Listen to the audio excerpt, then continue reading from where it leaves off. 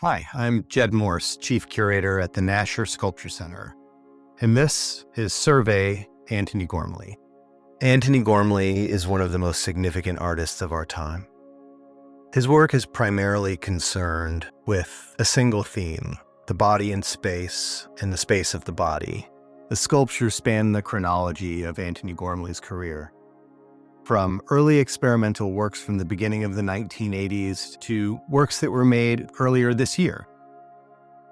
Even though he uses his own body to make the human forms, they are actually meant to be reflections of our own experience. We can gain some sense of this by turning our attention to the interior of our own bodies, simply by closing our eyes. When we close our eyes, we are immersed in darkness.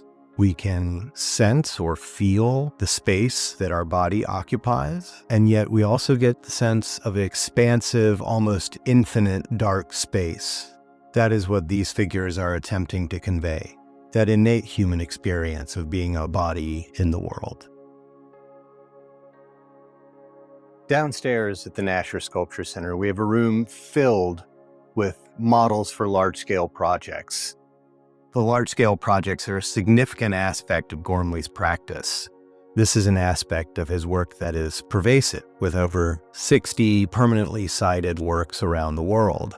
When you see the figures on the tables, there is a small human figure next to each one of them to give you a sense of the scale of that project, how large it is, how ambitious these architectural projects really are. Bringing these incredible models are some of the most intimate works that Gormley has done. His workbooks. There are over 100 workbooks.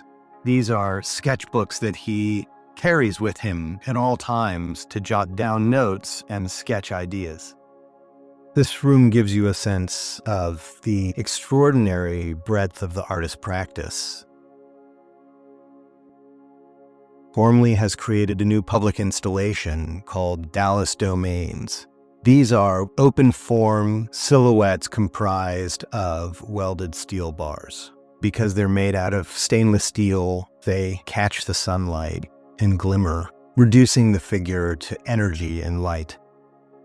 But they are all meant to be seen against the broad Texas sky. This allows us to imagine ourselves as evanescent beings in relationship to both the urban and the natural environment. From an elevated vantage point, we can see not only the work of Antony Gormley, but ourselves as well, anew.